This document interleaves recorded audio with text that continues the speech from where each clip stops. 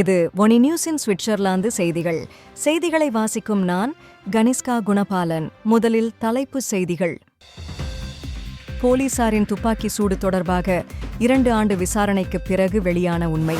போலீசார் துரத்தலில் 17 வயது இளைஞன் உயிரிழந்த சம்பவத்தை அடுத்து லொசானில் 2வது நாளாக தொடரும் வன்முறைகள். போலீஸ் வாட்ஸ்அப் குரூப் உரையாடலால் சர்ச்சை. 4 போலீசார் அதிரடி பணி நீக்கம். சுவிஸ் போஸ்ட் அமெரிக்காவிற்கு அஞ்சல் சரக்குகளை அனுப்புவதை தற்காலிகமாக நிறுத்துவதாக தெரிவிப்பு. கேரேஜுக்குள் புகுந்து கார்கள் திருட்டு. காவல்துறையின் தேடுதல் நடவடிக்கையில் பிடிபட்ட 3 சிறார்கள். தொடர்வன விரிவான செய்திகள். தனிப்பட்ட வெப்சைட், ஆப் உருவாக்கம் மற்றும் ஆன்லைன் ஷாப்பிங்கான ஆப் அண்ட் வெப்சைட் என எல்லாவற்றையும் படுகா நிபுணர்கள் மூலம் உயர்தரத்திலும் மலிவான விலையிலும் செய்து கொடுக்கிறார்கள். பாடுகா சாஃப்ட்வேர் சொல்யூஷனை தொடர்பு கொள்ளுங்கள். சுவிட்சர்லாந்தின் வாவுடு மாகாணத்தில் உள்ள மோர்ஜெஸ் ரயில் நிலையத்தில் 2021ஆம் ஆண்டு நிகழ்ந்த துப்பாக்கிச்சூடு சம்பவம் தற்போது புதிய திருப்பத்தை எட்டியுள்ளது. அப்போது சூரிஜ் மாநிலத்தைச் சேர்ந்த என்சோய் ராஜர் வில்ஹெல்ம் என்ற இளைஞர் போலீசாரால் சுட்டுக் கொல்லப்பட்டார்.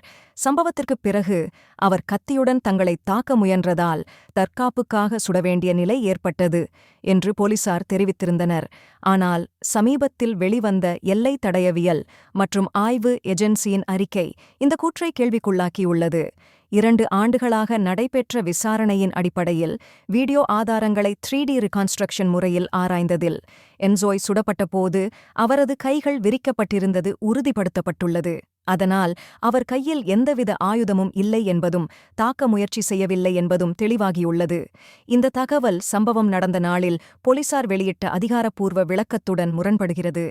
தற்காப்புக்காக சுடவேண்டிய சூழ்நிலை ஏற்பட்டது என்ற போலீஸ் பதிப்பு தற்போது சந்தேகத்திற்கு உள்ளாகியுள்ளது. இந்நிலையில் என்சோயின் மரணம் தொடர்பான உண்மைகள் 2 ஆண்டுகளாக நடந்த விசாரணையின் பின் வெளிச்சம் கண்டுள்ளன.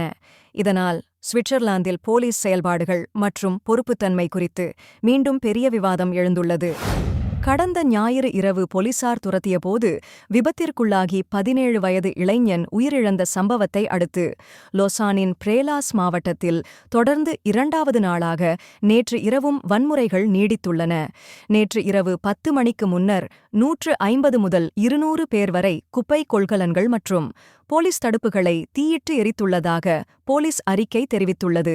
சம்பவ இடத்திற்கு போலீஸ் ரோந்துப் படையினர் வந்தபோது அவர்கள் கற்கள், கட்டுமான வேலிகள், பட்டாசுகளால் தாக்கப்பட்டனர். இதனை அடுத்து போலீசார் தங்கள் பங்கிற்கு ரப்பர் தோட்டாக்கள் மற்றும் கண்ணீர் புகை குண்டுகளை பயன்படுத்தினர். 54 கண்ணீர் புகை குண்டுகளும் ஒரு தண்ணீர் பீரங்கியும் போலீசாரால் பயன்படுத்தப்பட்டன. அதே நேரத்தில் போவெரஸ் மாவட்டத்திலும் வன்முறைகள் இடம்பெற்றன. கொள்கலன்கள் தீக்கிரையாக்கப்பட்டன. மேலும் நகராட்சி போக்குவரத்து நிறுவனத்திற்கு சொந்தமான ஒரு பேருந்து கடுமையாக சேதமடைந்தது. போலீஸ் பாதுகாப்பின் கீழ் 5 தீயணைப்பு இயந்திரங்களுடன் 24 தீயணைப்பு வீரர்கள் தீயை அணைத்தனர். தற்போது 7 சந்தேக நபர்கள் கைது செய்யப்பட்டு அரசு வழக்கறிஞர் அலுவலகம் மற்றும் சிறார் நீதிமன்றத்திற்கு அனுப்பப்பட்டனர். பொது போக்குவரத்து நிறுவனம் சொத்து சேதத்திற்கு குற்றவியல் குற்றச்சாட்டுகளை பதிவு செய்வதாக அறிவித்தது.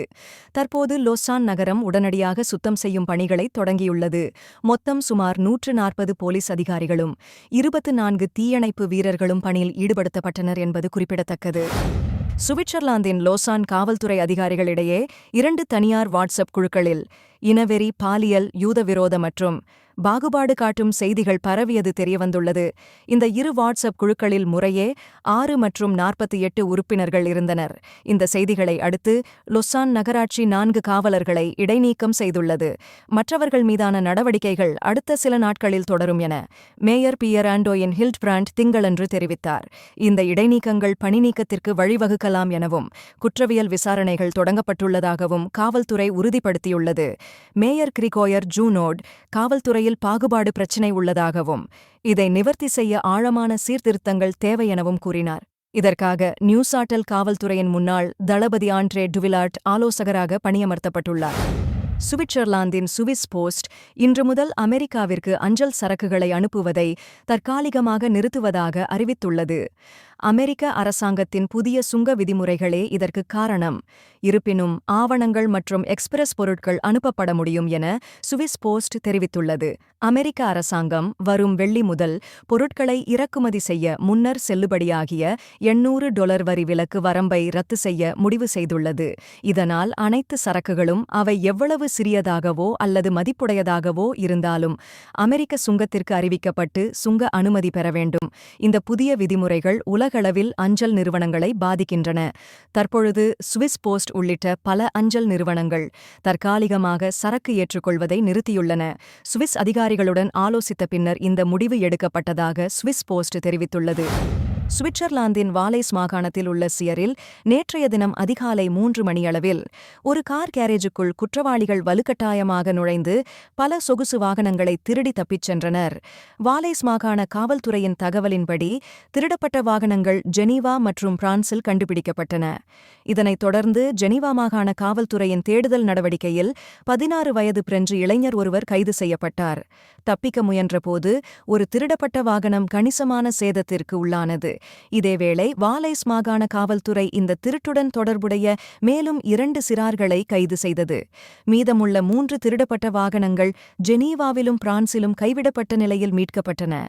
இந்நிலையில் கடந்த சில மாதங்களாக கார் கேரேஜ்கள் மற்றும் கண்காட்சி மைதானங்களில் கார் திருட்டு சம்பவங்கள் அதிகரித்து வருவதாக காவல்துறை எச்சரிக்கிறது. நீங்கள் இதுவரை கேட்டது ஒனி நியூஸின் இன்றைய பிரதான செய்திகள். மேலும் இதுபோன்ற செய்திகளை தொடர்ச்சியாக அறிந்து கொள்ள ஒனி நியூஸுடன் இணைத்திருங்கள். வணக்கம். ஒனி ஆப்புக்கு வரவேற்கின்றோம். உலகம் முழுவதும் உள்ள தமிழர்களை இணைக்கும் ஒரு தமிழர் தளம். உங்களுக்கு அருகில் நடைபெறும் கலாச்சார நிகழ்வுகளை காணவும், உலகெங்கிலும் உள்ள தமிழ் மக்களுடன் உங்கள் நெட்வொர்க்கை விரிவாக்கவும், தமிழ் கலாச்சாரத்தின் பரந்த மரபுகளை அறிந்து கொள்வதுடன் செய்திகள், அருகிலுள்ள வியாபார நிலையங்கள், நாணய மாற்று வீதங்கள் மற்றும் உலகம் முழுவதும் உள்ள தமிழர்களை ஒன்றிணைக்கும் வகையில் பல்வேறு அம்சங்கள் உள்ளன. இது நமது அற்புதமான வரலாற்றையும் கலாச்சாரத்தையும் கொண்டாட ஒரு இனிமையான இடமாக இருக்கும். இப்போதே ஒனி ஆப்பை பிளே ஸ்டோர் அல்லது அப் ஸ்டோரில் டவுன்லோட் செய்யுங்கள்.